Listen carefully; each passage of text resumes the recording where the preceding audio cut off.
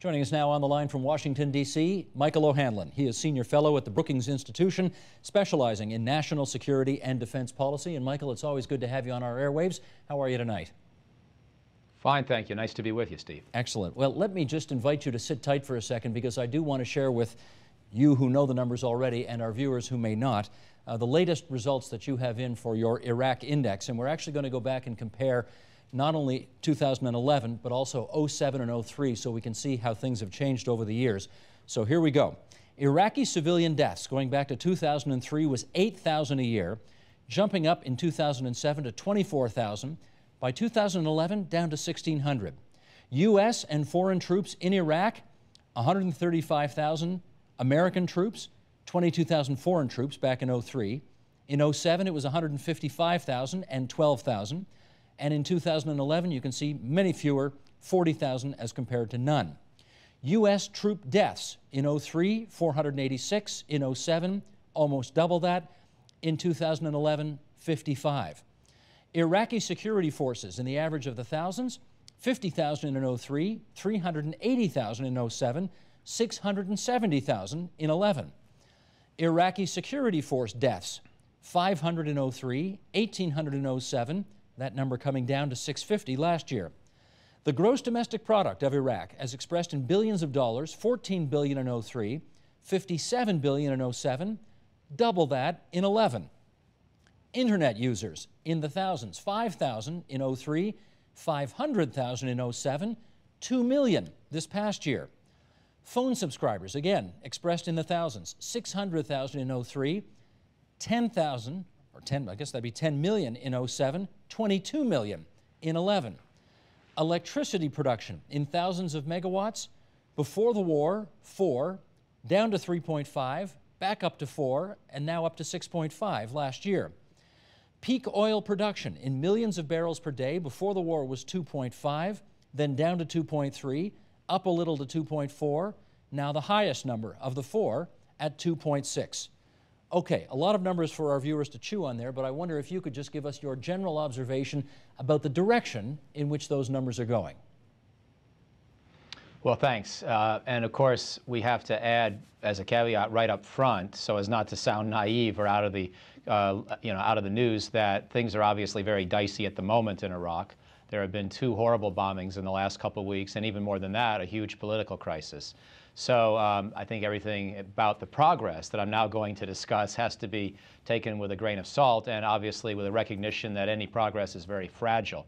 But clearly, there's been a dramatic improvement overall in Iraq, taken a 5-year time perspective.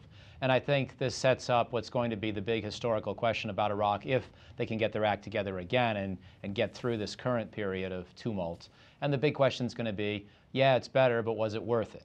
And that's going to be a hard one to answer. I've been in a lot of those kinds of debates here in the United States the last few weeks, and a lot of people say, yes, it's a lot better, but it's not worth it. It's not worth the nearly 5,000 Americans killed, maybe 150,000 Iraqis who died over the course of the whole thing, the damage to America's reputation, essentially much of the Bush presidency devoted to this, with the opportunity costs and the cost to American credibility and likability around the world. And so that's where the debate is really occurring. But in terms of the trend lines, every single indicator you mentioned, Steve, since 07 is either substantially better or dramatically better now in 2011. And frankly, a lot of that was happening even as the Iraqis were doing more and more and more of the work each year on their own, even before the complete departure of American combat units last month. So in 2009, we pulled our forces out of the cities. In 2010, we pulled down to 50,000 troops. And even throughout all that process, all that ongoing change, the Iraqis were stepping up, partly because their army and police force are so much bigger, as you mentioned, and as the statistics bear out. And they were doing more and more of the job and holding the place together.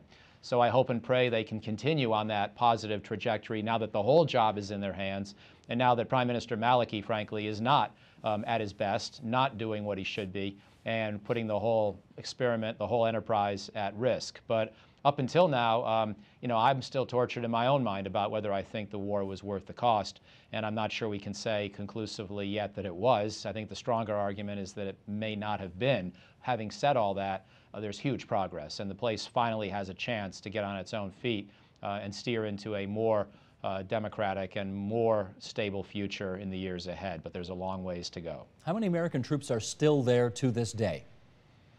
Oh, very few. The number is basically zero if you're looking at organized units that operate in any kind of independent way. So operational American forces is zero. The number of American forces who are involved as, Marine Guards at the embassy for security, I think it's in the range of a few hundred for that job and other jobs of similar nature, or for the advising that we're still doing to Iraqis in certain individual capacities where, an American lieutenant colonel may be essentially embedded within an Iraqi division that still needs his advice and training, for example. But it's being done at the individual level, not at the unit level. The units are all gone. Okay, that's at the, again though, in the official military capacity. How about private contractors? How many American private contractors do you think are still there? Well, the number may be as high as 10,000 from what I've seen. I'm a little confused still about why it would be that high, except that we do have a number of ongoing relationships with the Iraqis in areas like training, not just the advising, the sort of notional lieutenant colonel I just mentioned who might be working within an Iraqi division command headquarters, but also in the training schools, in the military academies, in those kinds of settings where you actually do need a certain number of people to do things on a large scale. And I think that's where we have still these many thousands of Americans. So I think it's in the range of 10,000 right now based on the numbers that I've seen that I find most credible. And Michael, many people, of course, want to know where your numbers come from. Truth being the first casualty in war, how much can you believe these numbers here? What's the answer to that? It's a complex question and a good question. I think one thing there are a number of principles that I would take to answer that question. One is that any actual numerical estimate of something like civilian fatalities is undoubtedly way off. And so what you look for is a trend line. You hope that a methodology applied by whatever source you've got is consistent enough from month to month and year to year that even if you don't really believe the numbers more than plus or minus 50%, you at least believe the trend. That would be principle number one. Principle number two is even when you do have good numbers, you've always got to ask, are the things that you're measuring so accurately really the most important? Or are there things that are hard to measure or where your numbers aren't very good and therefore you're reluctant to go ahead and hazard a guess or an estimate, but nonetheless those could be more important indicators of how the country is doing. Back in 2003, shortly after the overthrow of Saddam, we did not have very good estimates on either the unemployment rate or the criminal murder rate. And yet those turned out to be very important harbingers of unrest because the Iraqis felt very frustrated by the fact that the economy was not coming back very quickly, that there were not jobs for a lot of people, and that the United States and the coalition hadn't done a very good job of restoring security. So there was a lot of crime, even if there wasn't the state-sponsored violence that Saddam Hussein had previously been so guilty of. So you've always got to ask, am I resisting the temptation to just give the numbers that are most accurate? And therefore missing something. So, the question you asked is a good one, but you don't want to be so obsessed with answering that question that you only measure things that you can measure well, like oil production or, GDP. Even GDP is hard to measure, but those kind of things are easier to measure than unemployment, crime, psychological trends within the population. And yet, if you don't try to take some kind of a stab at those, you're going to perhaps miss what's really going on. So I'll give you one example of how we tried to cope with that. On the murder rate, what we tried to do was we didn't have teams to go out and do surveys, and there have been teams that have done that subsequently. But in the early days, we tried to take some journalistic accounts of a given neighborhood of Baghdad or a given part of the country and scale what was seen at a local level into a broader nationwide estimate. And obviously that's fraught with methodological risk because you have no idea if the neighborhoods where you are gauging the murder rate pretty accurately are representative of the whole country. But if you just ignore the problem because it's too hard to measure, then you could be failing to recognize what's going on in the minds and the neighborhoods of the Iraqi population. So sometimes you have to sacrifice precision in order to at least try to get a feel for whether an important indicator is headed in the right or the wrong direction. Understood. Let's now, keeping in mind that we're going to have a separate interview during this program on the oil and energy file in particular, We want to get a sense, as Iraq rebuilds itself, of what the Iraqi economy essentially consists of nowadays. So what does it look like today, nearly 10 years after war?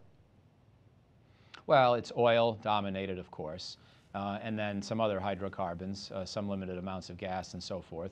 After that, in terms of the main employment for most Iraqis, it's agricultural. You know, it's a dry country, and anybody who's been there knows, and I realize not a lot of Americans and Canadians have been in modern times. I've been a few times for short trips. When you are in Iraq driving or flying overhead, what you see are some very fertile river valleys, the Euphrates and the Tigris, of course, and then some certain parts of the country that are a little bit more arable in terms of the availability of water. But nonetheless, Iraqis really do congregate around these. They had built up a very elaborate canal system during the Ba'athist days. It was not in the greatest of shape under Saddam, and he didn't do a very good job of maintaining any of the infrastructure, but still there was a fairly strong focus on agriculture. And then there were all these state-owned enterprises, which, as you may recall, some of the whiz kids of the early Bush administration, when they were sent to Iraq, they tried to shut down some of these state-owned enterprises and create an economy more in the Western or American image. And that was a big mistake, I think, and recognized as such within a year or two. And we started to help the state-owned enterprises get back on their feet by 2004, 2005. Basically just light industry, not very good light industry, not very efficient, further stymied by the lack of electricity and the lack of security, but things that would make a lot of the basic consumer goods that were usable in the country. And that would be probably the third most important thing that I would mention by way of Iraq's economy. Okay, let me ask you about the Iraqi military, which, as we know, one of the first things the Americans did when they took over the country was to disband the Iraqi military. So today, according to your index, it's more than 10 times bigger than it was when the war started. But put a little flesh on that bone. What does the Iraqi security force look like today? Well, it's a pretty good force. It's about 670,000 in the Army and police combined.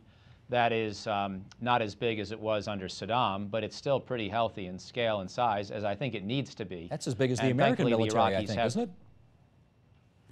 No, no. The American Army is about 550,000 right now.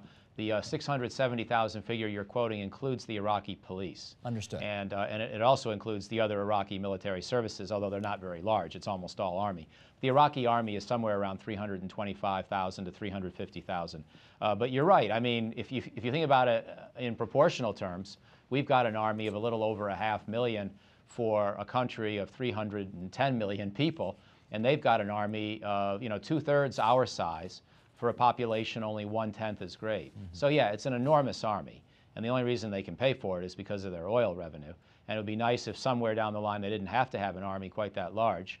Obviously, they have it largely for internal security reasons, but also because of the neighborhood they live in. And at this point, I would say that the Iraqi army, as such, may be the second or third best army in the broader Middle East. Because it's been working with very good coalition troops for a number of years. Its soldiers are very hardened by battle, obviously. It's a certain kind of combat, but nonetheless, it's really sharpened the skills and the leadership qualities of a lot of the people involved.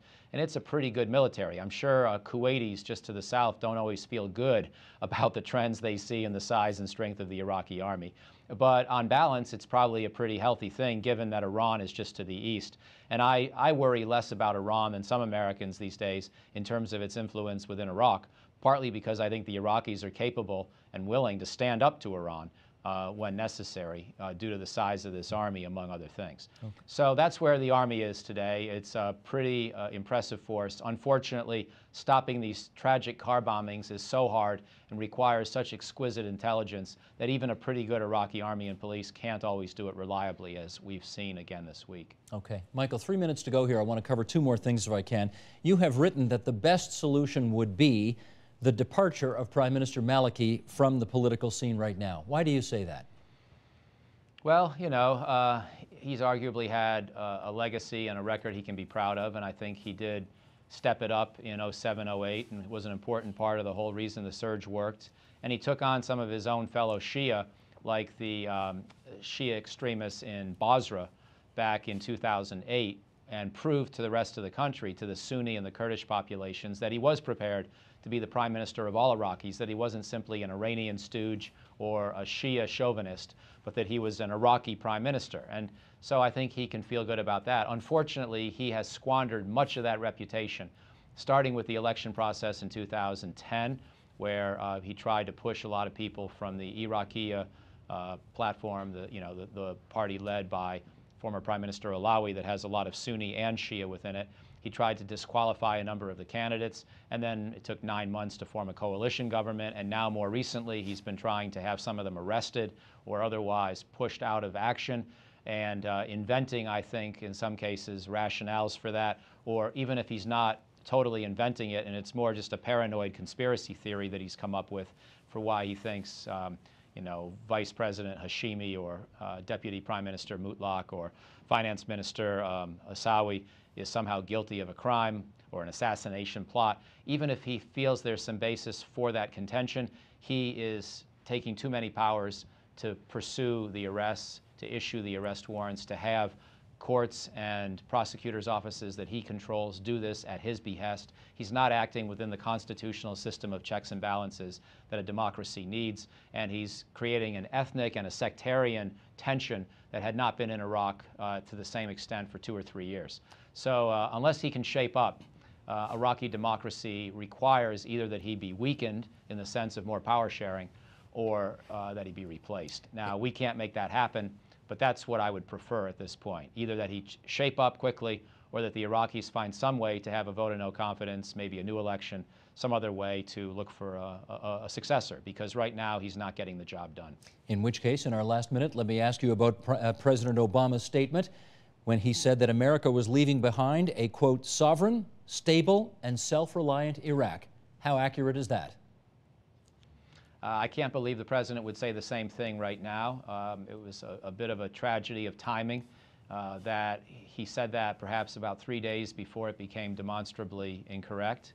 And I don't blame President Obama. I think he got a little carried away with his rhetoric, and he tried to celebrate the departure of U.S. troops a bit too much as well, because his own government, his own administration had been trying to negotiate a follow-on agreement for some American troops to stay, and when that proved impossible, he still celebrated their departure. So there was a bit of a contradiction in the president's own logic. But the greater contradiction was when he claimed that Iraq was stable and democratic, and the very next week, the Iraqi prime minister started going after his opponents through these extra-legal means.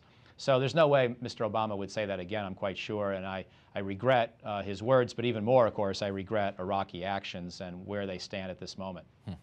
Michael, it's always good of you to join us from Washington here on TVO. Thanks so much. My pleasure. Thank you.